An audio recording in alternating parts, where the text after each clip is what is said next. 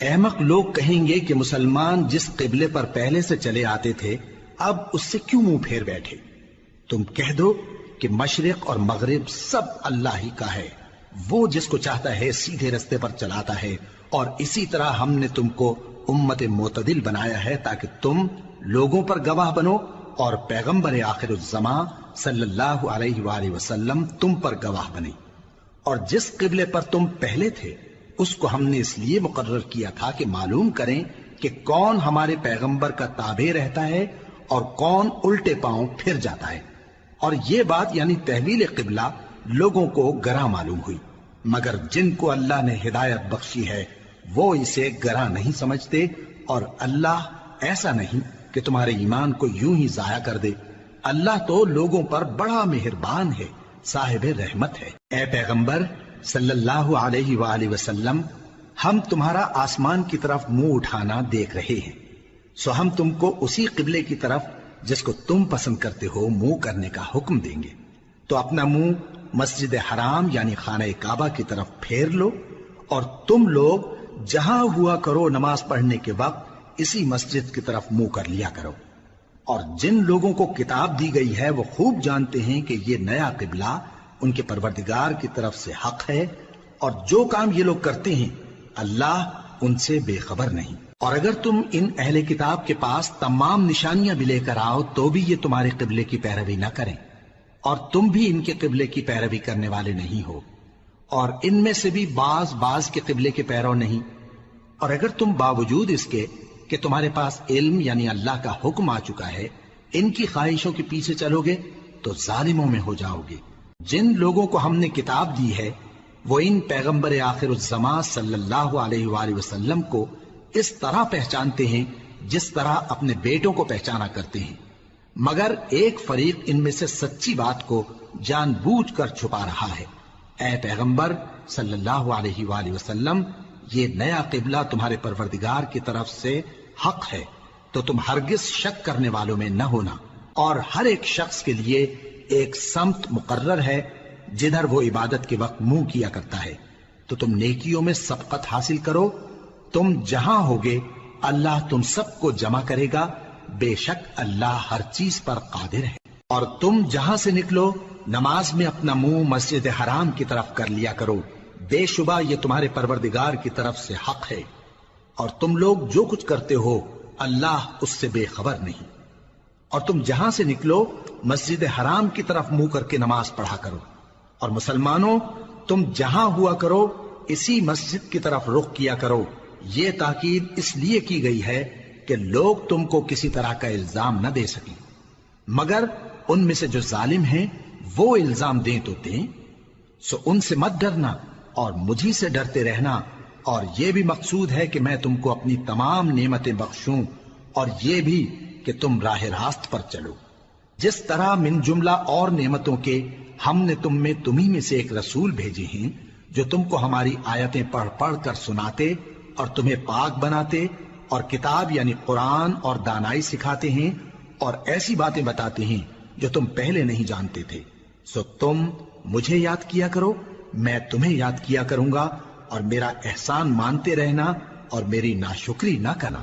اے ایمان والو، صبر اور نماز سے مدد لیا کرو، بے شک اللہ صبر کرنے والوں کے ساتھ ہے۔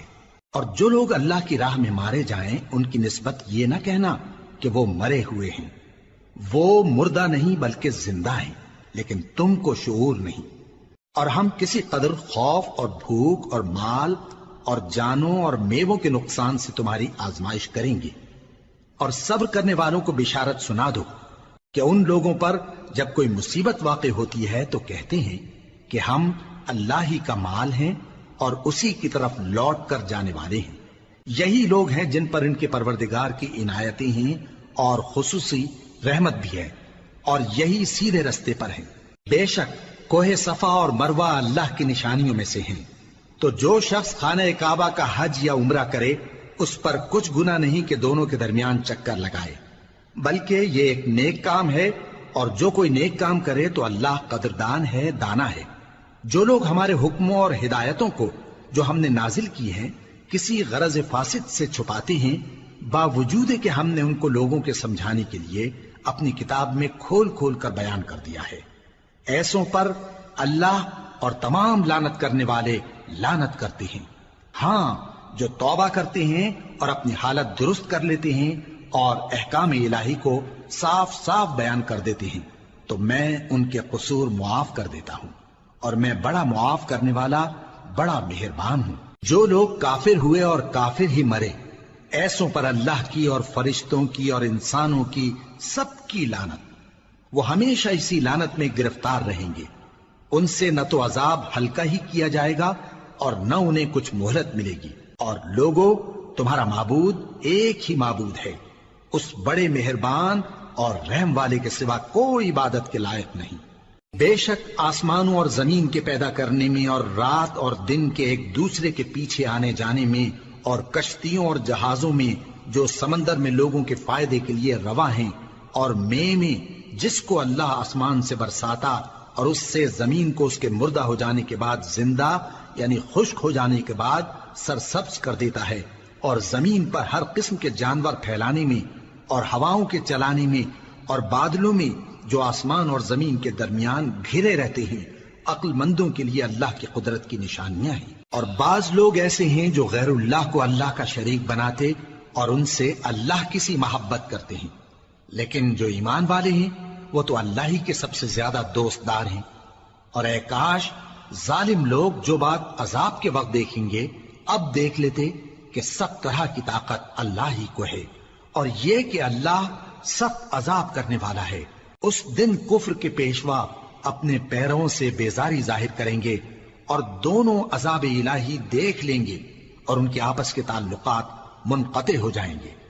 یہ حال دیکھ کر پیروی کرنے والے حسرت سے کہیں گے کہ اے کاش ہمیں پھر دنیا میں جانا نصیب ہو، تاکہ جس طرح یہ ہم سے بیزار ہو رہے ہیں اسی طرح ہم بھی ان سے بیزار ہوں۔ اس طرح اللہ ان کے اعمال حسرت بنا کر دکھائے گا اور وہ دوزخ سے نکل نہیں سکیں گے۔ لوگوں، جو چیزیں زمین میں حلال طیب ہیں وہ کھاؤ، اور شیطان کے قدموں پر نہ چلو، وہ تمہارا کھلا دشمن ہے۔ وہ تو تم کو برائی اور بے حیائی ہی کے کام کرنے کو کہتا ہے، اور یہ بھی کہ اللہ کی نسبت ایسی باتیں کہو جن کا تمہیں کچھ بھی علم نہیں۔ اور جب ان لوگوں سے کہا جاتا ہے کہ جو کتاب اللہ نے نازل فرمائی ہے اس کی پیروی کرو، تو کہتے ہیں نہیں، بلکہ ہم تو اسی چیز کی پیروی کریں گے جس پر ہم نے اپنے باپ دادا کو پایا۔ بھلا اگرچہ ان کے باپ دادا نہ کچھ سمجھتے ہوں اور نہ سیدھے رستے پر ہوں، تب بھی وہ انہی کی تقلید کیے جائیں گے۔ جو لوگ کافر ہیں ان کی مثال اس شخص کی سی ہے جو کسی ایسی چیز کو آواز دے جو پکار اور آواز کے سوا کچھ سن نہ سکے۔ یہ بہرے ہیں، گونگے ہیں، اندھے ہیں کہ کچھ سمجھ ہی نہیں سکتے۔ اے اہل ایمان، جو پاکیزہ چیزیں ہم نے تم کو عطا فرمائی ہیں ان کو کھاؤ، اور اگر اللہ ہی کے بندے ہو تو اس کی نعمتوں کا شکر بھی ادا کرو۔ اس نے تو تم پر بس مرا ہوا جانور اور لہو اور سور کا گوشت اور جس چیز پر اللہ کے سوا کسی اور کا نام پکارا جائے حرام کر دیا ہے۔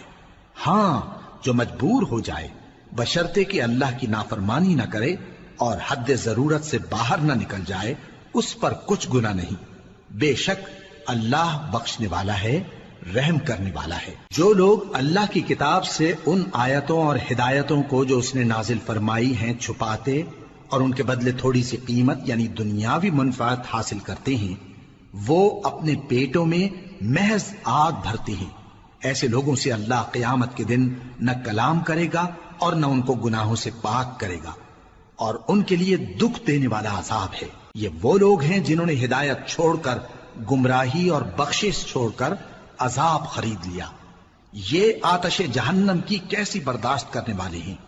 یہ اس لیے کہ اللہ نے کتاب سچائی کے ساتھ نازل فرمائی، اور جن لوگوں نے اس کتاب میں اختلاف کیا وہ ضد میں آ کر نیکی سے دور ہو گئے ہیں۔ نیکی یہی نہیں کہ تم مشرق و مغرب کو قبلہ سمجھ کر ان کی طرف منہ کر لو، بلکہ نیکی یہ ہے کہ لوگ اللہ پر اور روز آخر پر اور فرشتوں پر اور اللہ کی کتاب پر اور پیغمبروں پر ایمان لائیں، اور مال باوجود عزیز رکھنے کے رشتہ داروں اور یتیموں اور محتاجوں اور مسافروں اور مانگنے والوں کو دیں، اور گردنوں کے چھڑانے میں خرچ کریں، اور نماز پڑھیں اور زکات دیں، اور جب عہد کر لیں تو اس کو پورا کریں، اور سختی اور تکلیف میں اور جنگ کے وقت ثابت قدم رہیں۔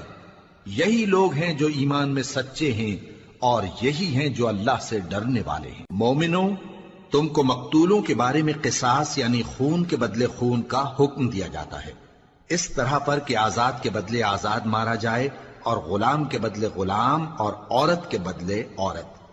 اور اگر قاتل کو اس کے مقتول بھائی کے قصاص میں سے کچھ معاف کر دیا جائے تو وارث مقتول کو پسندیدہ طریق سے قرارداد کی پیروی یعنی مطالبہ خون بہا کرنا اور قاتل کو خوشخوئی کے ساتھ ادا کرنا چاہیے۔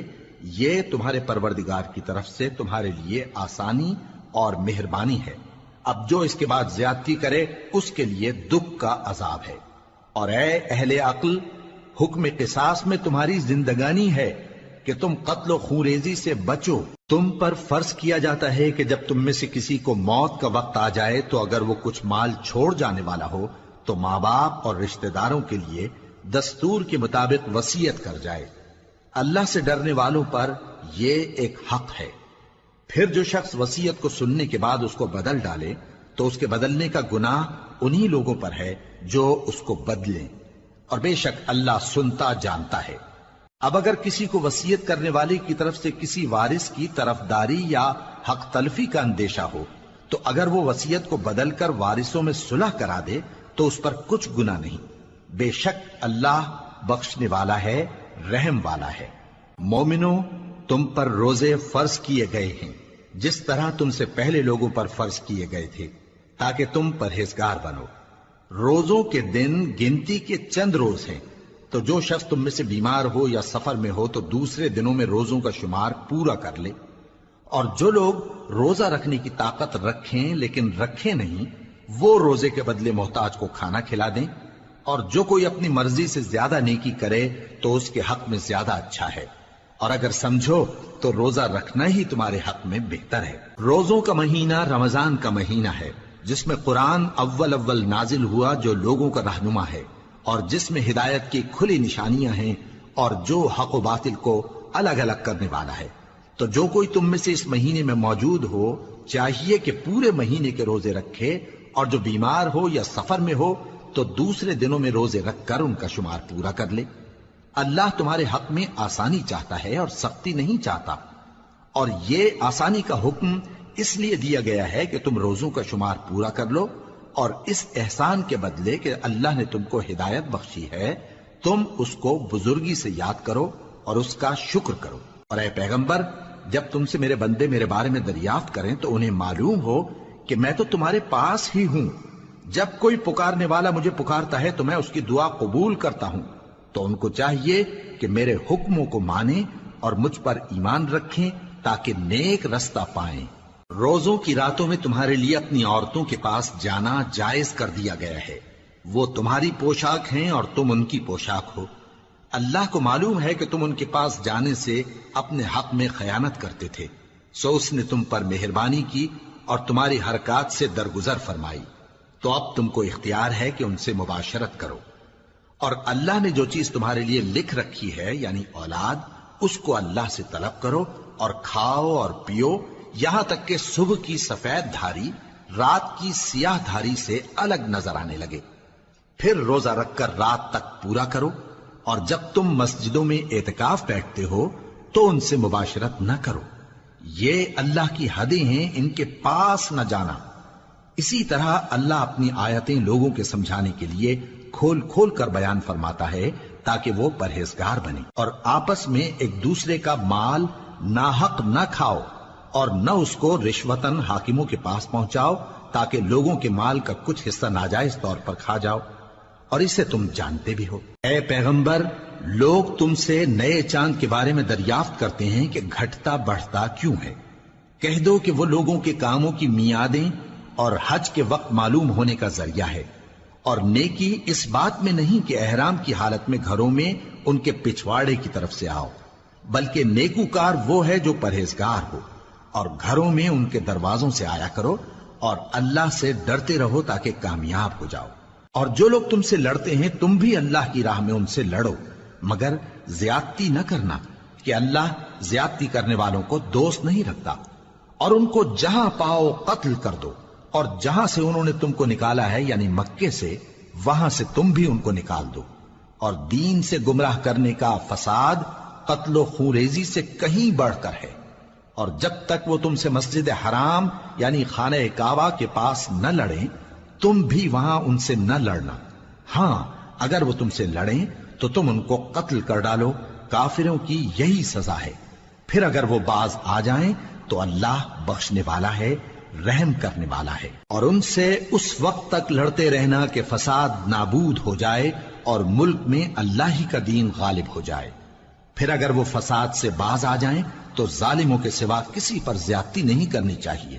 ادب کا مہینہ ادب کے مہینے کے مقابل ہے، اور ادب کی چیزیں ایک دوسرے کا بدلہ ہیں۔ پس اگر کوئی تم پر زیادتی کرے تو جیسی زیادتی وہ تم پر کرے ویسی ہی تم اس پر کرو، اور اللہ سے ڈرتے رہو اور جان رکھو کہ اللہ ڈرنے والوں کے ساتھ ہے۔ اور اللہ کی راہ میں مال خرچ کرو اور اپنے آپ کو ہلاکت میں نہ ڈالو، اور نیکی کرو، بے شک اللہ نیکی کرنے والوں کو دوست رکھتا ہے۔ اور اللہ کی خوشنودی کے لیے حج اور عمرے کو پورا کرو، اور اگر راستے میں روک لیے جاؤ تو جیسی قربانی میسر ہو کر دو، اور جب تک قربانی اپنے مقام پر نہ پہنچ جائے سر نہ منڈاؤ۔ اور اگر کوئی تم میں بیمار ہو یا اس کے سر میں کسی طرح کی تکلیف ہو تو اگر وہ سر منڈا لے تو اس کے بدلے روزے رکھے یا صدقہ دے یا قربانی کرے۔ پھر جب تکلیف دور ہو کر تم مطمئن ہو جاؤ تو جو تم میں حج کے وقت تک عمرے سے فائدہ اٹھانا چاہے وہ جیسی قربانی میسر ہو کرے، اور جس کو قربانی نہ ملے وہ 3 روزے ایام حج میں رکھے اور 7 جب واپس ہو، یہ پورے 10 ہوئے۔ یہ حکم اس شخص کے لیے ہے جس کے اہل و عیال مکے میں نہ رہتے ہوں۔ اور اللہ سے ڈرتے رہو اور جان رکھو کہ اللہ سخت عذاب دینے والا ہے۔ حج کے مہینے معین ہیں جو معلوم ہیں، تو جو شخص ان مہینوں میں حج کی نیت کر لے تو حج کے دنوں میں نہ عورتوں سے اختلاط کرے، نہ کوئی برا کام کرے اور نہ کسی سے جھگڑے۔ اور جو نیک کام تم کرو گے وہ اللہ کو معلوم ہو جائے گا۔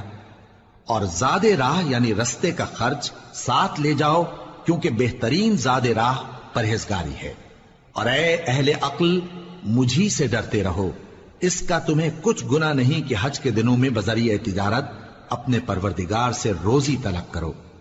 اور جب عرفات سے واپس ہونے لگو تو مشعر حرام یعنی مزدلفہ میں اللہ کا ذکر کرو، اور اس طرح ذکر کرو جس طرح اس نے تم کو سکھایا، اور اس سے پیشتر تم لوگ ان طریقوں سے محض ناواقف تھے۔ پھر جہاں سے اور لوگ واپس ہوں وہیں سے تم بھی واپس ہو، اور اللہ سے بخشش مانگو، بے شک اللہ بخشنے والا ہے، رحمت کرنے والا ہے۔ پھر جب حج کے تمام ارکان پورے کر چکو تو مینا میں اللہ کو یاد کرو جس طرح اپنے باپ دادا کو یاد کیا کرتے تھے، بلکہ اس سے بھی زیادہ۔ اور بعض لوگ ایسے ہیں جو اللہ سے التجا کرتے ہیں کہ اے پروردگار ہم کو جو دینا ہے دنیا ہی میں دے دے، اور ایسے لوگوں کا آخرت میں کچھ حصہ نہیں۔ اور بعض ایسے ہیں کہ دعا کرتے ہیں کہ پروردگار ہم کو دنیا میں بھی نعمت عطا فرما اور آخرت میں بھی نعمت بخشیو اور دوزخ کے عذاب سے محفوظ رکھیو۔ یہی لوگ ہیں جن کے لیے ان کے کاموں کا حصہ یعنی اجر نیک تیار ہے، اور اللہ جلد حساب لینے والا ہے۔ اور قیام منا کے دنوں میں جو گنتی کے دن ہیں اللہ کو یاد کرو۔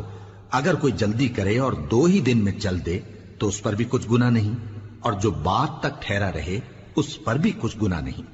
یہ باتیں اس شخص کے لیے ہیں جو اللہ سے ڈرے، اور تم لوگ اللہ سے ڈرتے رہو اور جان رکھو کہ تم سب اس کے پاس جمع کیے جاؤ گے۔ اور کوئی شخص تو ایسا ہے جس کی گفتگو دنیا کی زندگی میں تم کو دلکش معلوم ہوتی ہے، اور وہ اپنے معافی ضمیر پر یعنی اس بات پر جو اس کے دل میں ہے اللہ کو گواہ بناتا ہے، حالانکہ وہ سخت جھگڑالو ہے۔ اور جب پیٹ پھیر کر چلا جاتا ہے تو زمین میں دوڑتا پھرتا ہے تاکہ اس میں فتنہ انگیزی کرے اور کھیتی کو برباد اور انسانوں اور حیوانوں کی نسل کو نابود کر دے، اور اللہ فتنہ انگیزی کو پسند نہیں کرتا۔ اور جب اس سے کہا جاتا ہے کہ اللہ سے خوف کر تو غرور اس کو گناہ میں پھنسا دیتا ہے، سو اس کو جہنم کافی ہے اور وہ بہت برا ٹھکانہ ہے۔ اور کوئی شخص ایسا ہے کہ اللہ کی خوشنودی حاصل کرنے کے لیے اپنی جان بیچ ڈالتا ہے، اور اللہ بندوں پر بہت مہربان ہے۔ مومنوں، اسلام میں پورے پورے داخل ہو جاؤ اور شیطان کے پیچھے نہ چلو، وہ تو تمہارا کھلا دشمن ہے۔ پھر اگر تم احکام روشن پہنچ جانے کے بعد لڑکھڑا جاؤ تو جان رکھو کہ اللہ غالب ہے، حکمت والا ہے۔ کیا یہ لوگ اسی بات کے منتظر ہیں کہ ان پر اللہ کا عذاب بادل کے سائبانوں میں نازل ہو اور فرشتے بھی اتر آئیں اور کام تمام کر دیا جائے؟ اور سب کاموں کا رجوع اللہ ہی کی طرف ہے۔ اے پیغمبر، بنی اسرائیل سے پوچھو کہ ہم نے ان کو کتنی کھلی نشانیاں دیں، اور جو شخص اللہ کی نعمت کو اپنے پاس آنے کے بعد بدل دے تو اللہ سخت عذاب کرنے والا ہے۔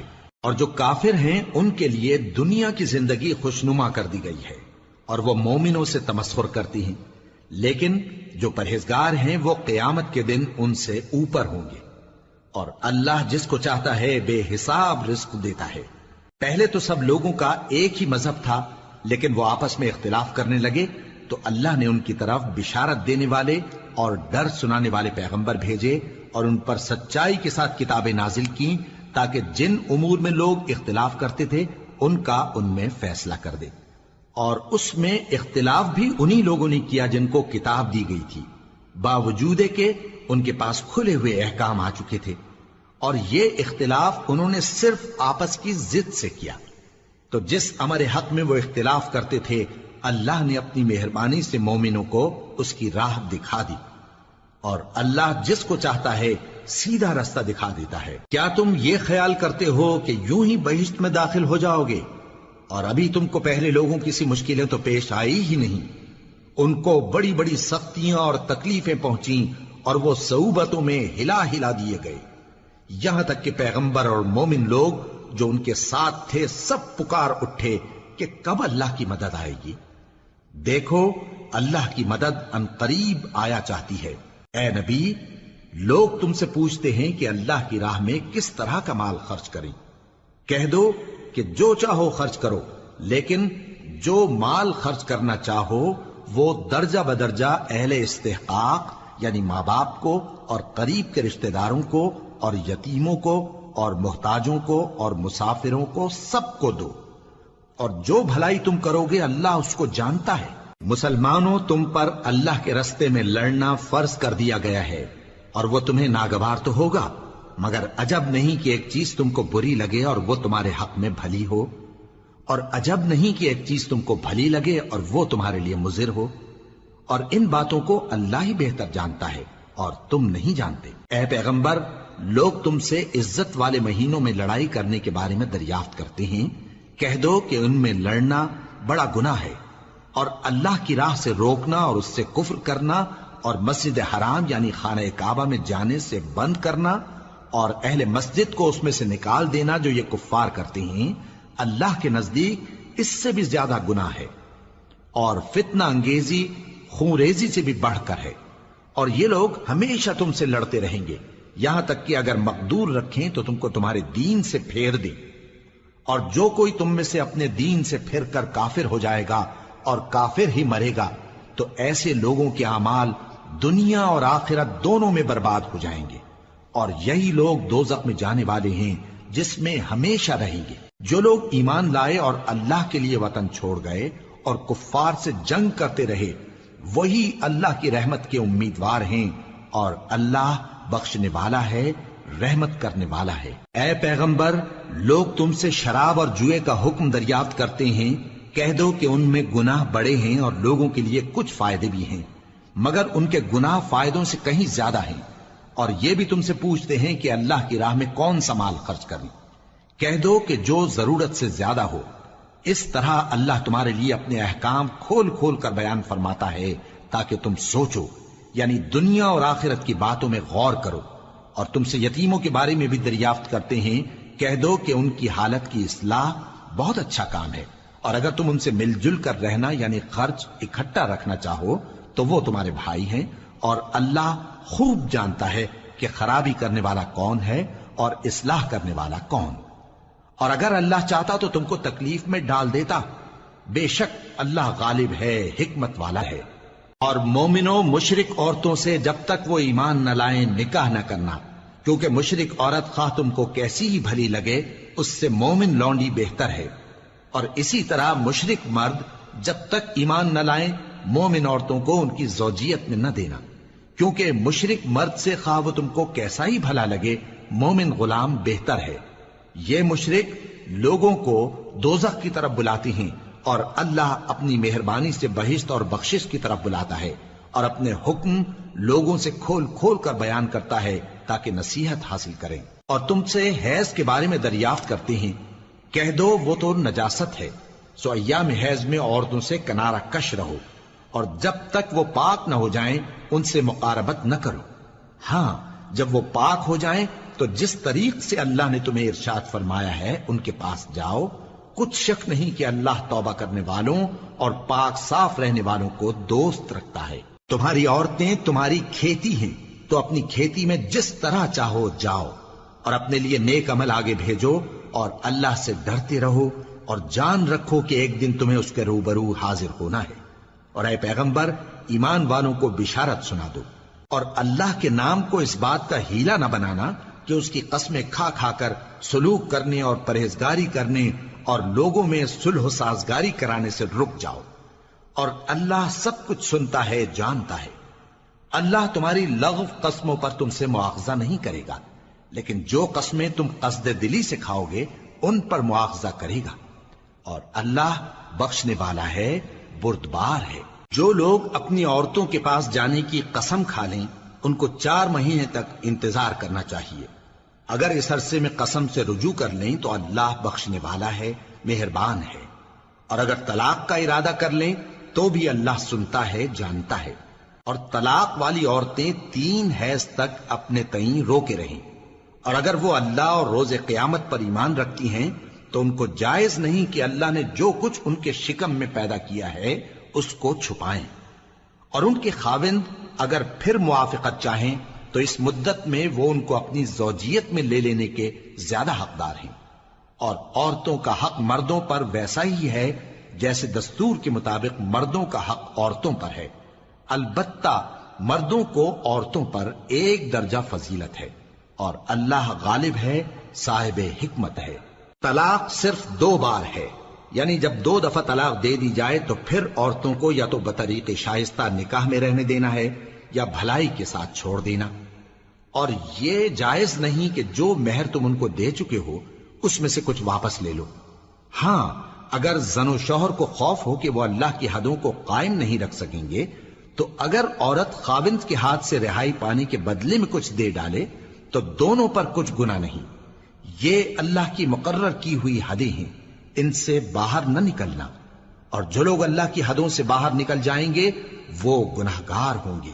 پھر اگر شوہر 2 طلاقوں کے بعد تیسری طلاق عورت کو دے دے تو اس کے بعد جب تک عورت کسی دوسرے شخص سے نکاح نہ کر لے اس پہلے شوہر پر حلال نہ ہوگی۔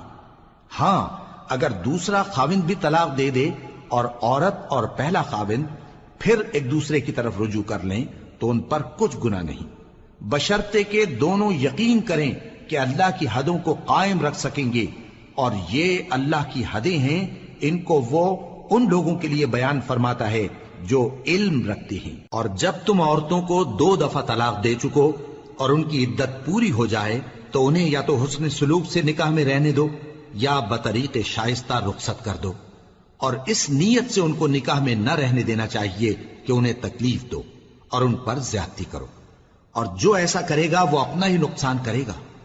اور اللہ کے احکام کو ہنسی اور کھیل نہ بناؤ، اور اللہ نے تم کو جو نعمتیں بخشی ہیں اور تم پر جو کتاب اور دانائی کی باتیں نازل کی ہیں جن سے وہ تمہیں نصیحت فرماتا ہے ان کو یاد کرو، اور اللہ سے ڈرتے رہو، اور جان رکھو کہ اللہ ہر چیز سے واقف ہے۔ اور جب تم عورتوں کو طلاق دے چکو اور ان کی عدت پوری ہو جائے تو ان کو اپنے شوہروں کے ساتھ جب وہ آپس میں جائز طور پر راضی ہو جائیں نکاح کرنے سے مت روکو۔ اس حکم سے اس شخص کو نصیحت کی جاتی ہے جو تم میں اللہ اور روز آخر پر یقین رکھتا ہے۔ یہ تمہارے لیے نہایت خوب اور بہت پاکیزگی کی بات ہے، اور اللہ جانتا ہے اور تم نہیں جانتے۔ اور مائیں اپنے بچوں کو پورے 2 سال دودھ پلائیں یہ حکم اس شخص کے لیے ہے جو پوری مدت تک دودھ پلوانا چاہے، اور دودھ پلانے والی ماؤں کا کھانا اور کپڑا دستور کے مطابق باپ کے ذمے ہوگا۔ کسی شخص کو اس کی طاقت سے زیادہ تکلیف نہیں دی جاتی، تو یاد رکھو کہ نہ تو ماں کو اس کے بچے کے سبب نقصان پہنچایا جائے اور نہ باپ کو اس کی اولاد کی وجہ سے نقصان پہنچایا جائے، اور اسی طرح نان و نفقہ بچے کے وارث کے ذمے ہے۔ اور اگر دونوں یعنی ماں باپ آپس کی رضامندی اور صلاح سے بچے کا دودھ چھڑانا چاہیں تو ان پر کچھ گناہ نہیں، اور اگر تم اپنی اولاد کو دودھ پلوانا چاہو تو تم پر کچھ گناہ نہیں، بشرطے کہ تم دودھ پلانے والیوں کو دستور کے مطابق ان کا حق جو تم نے دینا کیا تھا دے دو، اور اللہ سے ڈرتے رہو اور جان رکھو کہ جو کچھ تم کرتے ہو اللہ اس کو دیکھ رہا ہے۔ اور جو لوگ تم میں سے مر جائیں اور عورتیں چھوڑ جائیں تو وہ عورتیں 4 مہینے اور 10 دن اپنے آپ کو روکے رہیں، اور جب یہ عدت پوری کر چکیں اور اپنے حق میں پسندیدہ کام یعنی نکاح کر لیں تو تم پر کچھ گناہ نہیں، اور اللہ تمہارے سب کاموں سے واقف ہے۔ اگر تم اشارے کنائے میں عورتوں کو نکاح کا پیغام بھیجو یا نکاح کی خواہش کو اپنے دلوں میں مخفی رکھو تو تم پر کچھ گناہ نہیں۔ اللہ کو معلوم ہے کہ تم ان سے نکاح کا ذکر کرو گے، مگر ایام عدت میں اس کے سوا کے دستور کے مطابق کوئی بات کہہ دو، پوشیدہ طور پر ان سے قول و قرار نہ کرنا، اور جب تک عدت پوری نہ ہو لے نکاح کا پختہ ارادہ نہ کرنا، اور جان رکھو کہ جو کچھ تمہارے دلوں میں ہے اللہ کو سب معلوم ہے، تو اس سے ڈرتے رہو اور جان رکھو کہ اللہ بخشنے والا ہے، حلم والا ہے۔ اور اگر تم عورتوں کو ان کے پاس جانے یا ان کا مہر مقرر کرنے سے پہلے طلاق دے دو تو تم پر کچھ گناہ نہیں، ہاں ان کو دستور کے مطابق کچھ خرچ ضرور دو، یعنی مقدور والا اپنے مقدور کے مطابق دے اور تنگ دست اپنی حیثیت کے مطابق۔ نیک لوگوں پر یہ ایک طرح کا حق ہے۔ اور اگر تم عورتوں کو ان کے پاس جانے سے پہلے طلاق دے دو لیکن مہر مقرر کر چکے ہو تو آدھا مہر دینا ہوگا۔ ہاں اگر عورتیں مہر بخش دیں یا مرد جن کے ہاتھ میں عقد نکاح ہے اپنا حق چھوڑ دیں اور پورا مہر دے دیں تو ان کو اختیار ہے۔ اور اگر تم مرد لوگ ہی اپنا حق چھوڑ دو تو یہ پرہیزگاری کی بات ہے، اور آپس میں بھلائی کرنے کو فراموش نہ کرنا۔ کچھ شک نہیں کہ اللہ تمہارے سب کاموں کو دیکھ رہا ہے۔ مسلمانوں، سب نمازیں خصوصاً بیچ کی نماز یعنی نماز عصر پورے اہتمام کے ساتھ ادا کرتے رہو اور اللہ کے آگے ادب سے کھڑے رہا کرو۔ پھر اگر تم خوف کی حالت میں ہو تو پیادے یا سوار جس حال میں ہو نماز پڑھ لو۔ پھر جب امن و اطمینان ہو جائے تو جس طریق سے اللہ نے تم کو سکھایا ہے جو تم پہلے نہیں جانتے تھے اللہ کو یاد کرو۔ اور جو لوگ تم میں سے مر جائیں اور عورتیں چھوڑ جائیں وہ اپنی عورتوں کے حق میں وصیت کر جائیں کہ ان کو 1 سال تک خرچ دیا جائے اور گھر سے نہ نکالی جائیں۔ ہاں اگر وہ خود گھر سے چلی جائیں اور اپنے حق میں پسندیدہ کام یعنی نکاح کر لیں تو تم پر کچھ گناہ نہیں، اور اللہ زبردست ہے، حکمت والا ہے۔ اور مطلقہ عورتوں کو بھی دستور کے مطابق نان و نفقہ دینا چاہیے، پرہیزگاروں پر یہ بھی حق ہے۔ اسی طرح اللہ اپنے احکام تمہارے لیے بیان فرماتا ہے تاکہ تم سمجھو۔ بھلا تم نے ان لوگوں کو نہیں دیکھا جو شمار میں ہزاروں ہی تھے اور موت کے ڈر سے اپنے گھروں سے نکل بھاگے تھے، تو اللہ نے ان کو حکم دیا کہ مر جاؤ، پھر ان کو زندہ بھی کر دیا۔ کچھ شک نہیں کہ اللہ لوگوں پر مہربانی رکھتا ہے، لیکن اکثر لوگ شکر نہیں کرتے۔ اور مسلمانوں، اللہ کی راہ میں جہاد کرو اور جان رکھو کہ اللہ سب کچھ سنتا ہے، سب کچھ جانتا ہے۔ کون ہے کہ اللہ کو قرض حسنہ دے کہ وہ اس کے بدلے اس کو کئی گنا زیادہ دے گا، اور اللہ ہی روزی کو تنگ کرتا اور وہی اسے کشادہ کرتا ہے، اور تم اسی کی طرف لوٹ کر جاؤ گے۔ بھلا تم نے بنی اسرائیل کی ایک جماعت کو نہیں دیکھا جس نے موسیٰ کے بعد اپنے پیغمبر سے کہا کہ آپ ہمارے لیے ایک بادشاہ مقرر کر دیں تاکہ ہم اللہ کی راہ میں جہاد کریں؟ پیغمبر نے کہا کہ اگر تم کو جہاد کا حکم دیا جائے تو ایسا تو نہیں کہ لڑنے سے پہلو تہی کرو۔ وہ کہنے لگے کہ ہم اللہ کی راہ میں کیوں نہ لڑیں گے جبکہ ہم وطن سے خارج اور بال بچوں سے جدا کر دیے گئے۔ پھر جب ان کو جہاد کا حکم دیا گیا تو چند اشخاص کے سوا سب پھر گئے، اور اللہ ظالموں سے خوب واقف ہے۔ اور پیغمبر نے ان سے یہ بھی کہا کہ اللہ نے تم پر طالوت کو بادشاہ مقرر فرمایا ہے، وہ بولے کہ اسے ہم پر بادشاہی کا حق کیوں کر ہو سکتا ہے؟ اس سے بڑھ کر بادشاہی کے مستحق تو ہم ہیں، اور اس کے پاس تو بہت سی دولت بھی نہیں۔ پیغمبر نے کہا کہ اللہ نے اس کو تم پر فضیلت دی ہے اور بادشاہی کے لیے منتخب فرمایا ہے۔ اس نے اسے علم بھی بہت سا بخشا ہے اور تن و توش بھی بڑا عطا کیا ہے، اور اللہ کو اختیار ہے جسے چاہے بادشاہی بخشے، وہ بڑا کشائش والا ہے، دانا ہے۔ اور پیغمبر نے ان سے کہا کہ ان کی یعنی طالوت کی بادشاہی کی نشانی یہ ہے کہ تمہارے پاس وہ صندوق آئے گا جس کو فرشتے اٹھائے ہوئے ہوں گے، اس میں تمہارے پروردگار کی طرف سے تسلی بخشنے والی چیز ہوگی اور کچھ اور چیزیں بھی ہوں گی جو موسیٰ اور ہارون چھوڑ گئے تھے۔ اگر تم ایمان رکھتے ہو تو یہ تمہارے لیے ایک بڑی نشانی ہے۔ غرض جب طالوت فوجیں لے کر روانہ ہوا تو اس نے ان سے کہا کہ اللہ ایک نہر سے تمہاری آزمائش کرنے والا ہے، جو شخص اس میں سے پانی پی لے گا اس کی نسبت تصور کیا جائے گا کہ وہ میرا نہیں، اور جو نہ پیے گا وہ سمجھا جائے گا کہ میرا ہے۔ ہاں اگر کوئی ہاتھ سے چلو بھر پانی لے لے تو خیر۔ جب وہ لوگ نہر پر پہنچے تو چند آدمیوں کے سوا سب نے پانی پی لیا۔ پھر جب طالوت اور مومن لوگ جو اس کے ساتھ تھے نہر کے پار ہو گئے تو کہنے لگے کہ آج ہم میں جالوت اور اس کے لشکر سے مقابلہ کرنے کی طاقت نہیں۔ جو لوگ یقین رکھتے تھے کہ ان کو اللہ کے روبرو حاضر ہونا ہے، وہ کہنے لگے کہ بسا اوقات تھوڑی سی جماعت نے اللہ کے حکم سے بڑی جماعت پر فتح حاصل کی ہے، اور اللہ ثابت قدم رہنے والوں کے ساتھ ہے۔ اور جب وہ لوگ جالوت اور اس کے لشکر کے مقابل میں آئے تو اللہ سے دعا کی کہ اے پروردگار، ہم پر صبر کے دہانے کھول دے اور ہمیں لڑائی میں ثابت قدم رکھ اور لشکر کفار پر فتح یاب کر۔ تو طالوت کی فوج نے اللہ کے حکم سے ان کو شکست دے دی، اور داؤد نے جالوت کو قتل کر ڈالا، اور اللہ نے ان کو بادشاہی اور دانائی بخشی اور جو کچھ چاہا سکھایا۔ اور اگر اللہ لوگوں کو ایک دوسرے پر چڑھائی اور حملہ کرنے سے نہ ہٹاتا رہتا تو کرۂ ارض تباہ ہو جاتا، لیکن اللہ اہل عالم پر بڑا مہربان ہے۔ یہ اللہ کی آیتیں ہیں جو ہم تم کو سچائی کے ساتھ پڑھ کر سناتے ہیں، اور اے محمد صلی اللہ علیہ وآلہ وسلم، تم بلا شبہ پیغمبروں میں سے ہو۔